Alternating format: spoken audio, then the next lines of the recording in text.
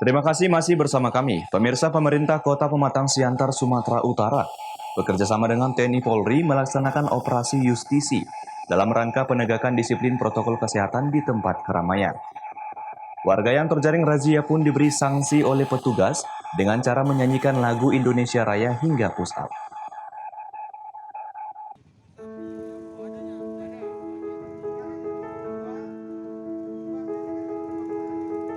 Satu persatu warga maupun pengendara yang melintas di kawasan Pasar Parluasan Kota Pematang Siantar, Sumatera Utara, Selasa siang 15 September 2020, diimbau untuk selalu menggunakan masker saat beraktivitas, yang mana warga yang tidak menggunakan masker akan ditegur dan diberikan masker gratis oleh petugas.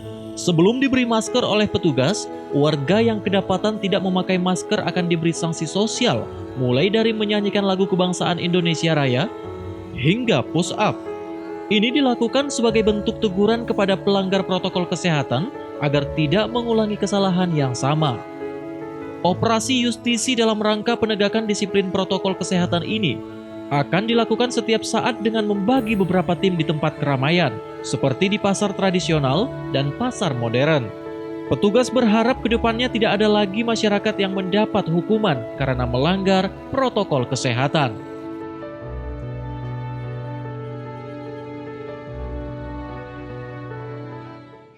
Operasi justisi ini kita sudah melaksanakan pemberian denda nantinya kepada pelanggar protokol kesehatan. Jadi seminggu ke depan kita hanya mendisiplinkan dulu, sosialisasi sekaligus pendisiplinan. Kita panggil, kalau kita temukan orang yang tidak pakai masker atau pelaku usaha yang tidak melaksanakan protokol kesehatan, kita himbau dulu. Selanjutnya untuk seminggu minggu depan itu akan sudah diberlakukan denda. Denda ini sudah diatur di Peraturan Wali Kota Nomor 19 Tahun 2020.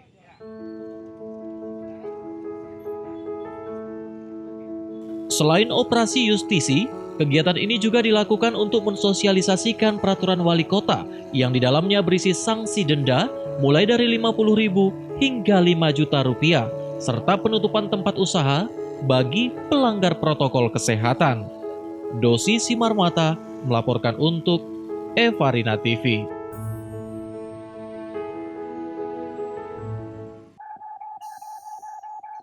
Informasi serupa pemirsa, seorang pria yang terjaring razia masker yang digelar aparat kepolisian TNI dan Pemko Medan yang berlangsung di Jalan Bali, Kota Medan pada Senin siang mengamuk. Bahkan pria berusia 45 tahun tersebut sempat memarahi Kapolda Sumatera Utara, Irjen Pol Martuani Sormin yang ikut dalam razia tersebut.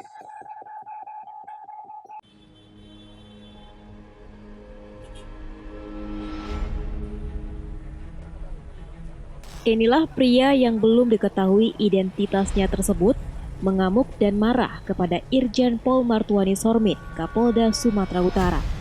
Dengan sikap arogannya, pria yang mengenakan jaket tersebut menghampiri Kapolda yang saat itu berada di lokasi razia yang berlangsung secara serentak di Indonesia ini. Berkali-kali pria tersebut mengatakan kalau dirinya sehat dan tidak terjangkit virus corona. Oleh karenanya, petugas gabungan pun mengamankan pria yang sedang berjalan kaki tersebut karena tidak mengenakan masker. Meski akhirnya untuk menghindari keributan, pria tersebut dibiarkan pergi, namun sebelumnya diberi masker oleh petugas. Razia masker di Medan berlangsung di 4 titik berbeda. Dalam razia ini, petugas langsung melakukan tindakan terhadap warga yang tidak memakai masker dan tidak mematuhi protokol kesehatan. Tindakan dan sanksi yang diberikan diantaranya dihukum push up atau membayar denda sebesar Rp100.000 dan petugas juga melakukan sidang di tempat.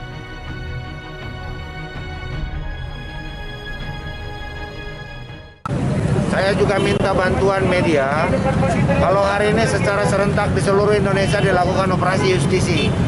Untuk apa?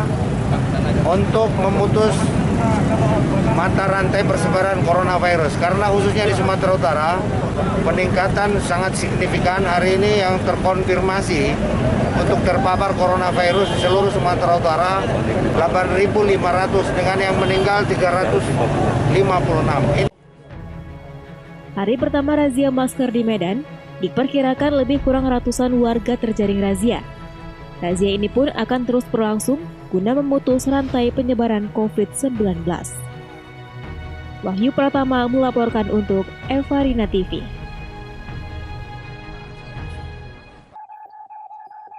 Pemirsa, meski penyebaran virus corona di Sumatera Utara belum menunjukkan penurunan, namun kesadaran warga di Kabupaten Pakpak Barat dinilai masih rendah untuk menggunakan masker.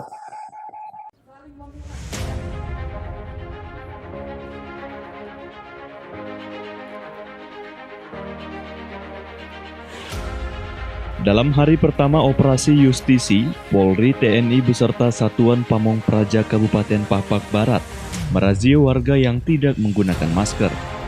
Hal ini menunjukkan masih rendahnya kesadaran warga untuk menggunakan masker, terlebih saat berkendara, baik kendaraan pribadi maupun kendaraan umum. Meski sudah berkali-kali diperingatkan oleh petugas, kesadaran warga dalam menggunakan masker sangat minim. Tidak pernah peduli dalam peringatan yang disampaikan oleh para petugas, meski sudah banyak poster yang tertempel bertuliskan wajib pakai masker. Tidak hanya itu, dalam razia kali ini ada 40 orang warga yang terjaring razia tidak menggunakan masker. Dan warga yang tidak menggunakan masker diminta untuk menunjukkan kartu identitas atau alat pengenal lainnya terhadap petugas untuk dimintai keterangan. Kapolres Pakpak Barat Alamsyah Hasibuan menjelaskan, operasi ini akan ditindaklanjuti seterusnya, dan bagi warga yang tidak menggunakan masker, akan diberi sanksi administrasi dan denda sebesar Rp100.000, seperti peraturan Bupati yang dikeluarkan bulan Agustus kemarin. Sehingga masyarakat disiplin dalam hal protokol kesehatan. Alhamdulillah pada saat pelaksanaan hari ini, pagi ini, saat ini, kita sudah menjaring sebanyak 40 warga. Alhamdulillah, dominan untuk masyarakat Pakpak Barat masih mengenakan masker, artinya masih taat terhadap protokol kesehatan. Kami berpesan kepada masyarakat, mudah-mudahan ke depan semuanya memakai masker dan mematuhi kesehatan, sehingga Kabupaten Pakpak Barat khususnya terhindar ataupun berkurang daripada perkembangan penyebaran COVID-19. Sampai kapan ini operasi dilaksanakan? Operasi ini menindaklanjuti dari peraturan Bupati yang terbit di bulan Agustus, bulan kemarin. Jadi ini akan kita tindaklanjuti sampai untuk menekan daripada perkembangan ataupun penyebaran COVID-19 ini. Petro Citra Cibro melaporkan untuk Evarina TV. Sumut hari ini masih akan kembali sesaat lagi, tetaplah bersama kami.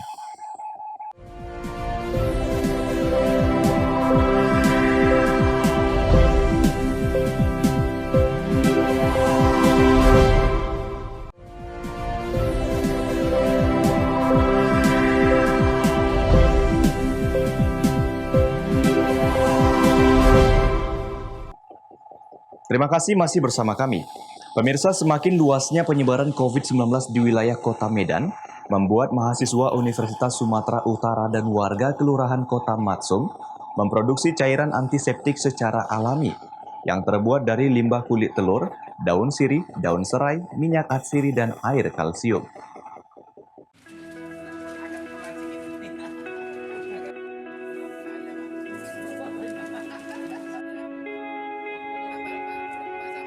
Melihat kondisi penyebaran COVID-19 yang semakin meluas di Kota Medan, mahasiswa Universitas Sumatera Utara dan warga Kota Matsum Medan melakukan inovasi baru dalam pembuatan antiseptik dengan bahan alami yang mudah dicari, seperti limbah kulit telur, daun serai, daun sirih, kayu manis, dan minyak atsiri, serta ditambah bahan dasar dengan air kalsium, yang mana nantinya akan disemprotkan melalui bilik disinfektan. Pembuatan antiseptik alami ini cukup sederhana, di mana seluruh bahan alami tersebut hanya direbus secara bersamaan dalam satu wadah selama 15 menit tanpa menggunakan bahan alkohol atau kimia. Hal ini mereka lakukan untuk antisipasi pencegahan penyebaran COVID-19, baik dari luar maupun dari dalam tubuh. Ditambah juga banyaknya keluhan warga yang mengalami iritasi kulit saat disemprotkan cairan antiseptik berbahan dasar alkohol melalui bilik disinfektan. Kepada masyarakat sebagai salah satu tridharma perguruan tinggi, kami staf pengajar Universitas Sumatera Utara bergabung dari sosial dan sains, jadi pendekatan social engineering untuk program antisipasi COVID, pemberdayaan masyarakat, di mana selama hari ini masyarakat tidak tahu apa itu antiseptik, ya, kemudian tidak tahu bagaimana bahan-bahannya. Karena yang berada di pasaran semua menggunakan bahan kimia. Jadi filler ini kita sosialisasikan sekaligus transfer knowledge kepada mitra UMKM kita agar beliau nanti dapat menjadi pendamping di kelurahan bagi bapak ibu ataupun khususnya ibu-ibu untuk keperluan rumah tangga supaya menggunakan antiseptik yang berbahan adsorben antiseptik alami. Nantinya olahan antiseptik berbahan alami ini akan dibagikan pada masyarakat Kota Medan secara cuma-cuma atau gratis. Wahyu Pratama melaporkan untuk Evarina TV.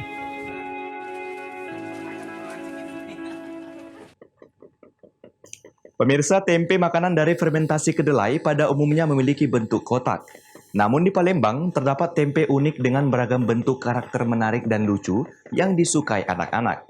Miss Rakandi, sang pencetus ide tempe karakter, mengaku inovasinya tercipta karena ingin tempe mendoannya lebih banyak disukai oleh segala jenis usia, khususnya anak-anak.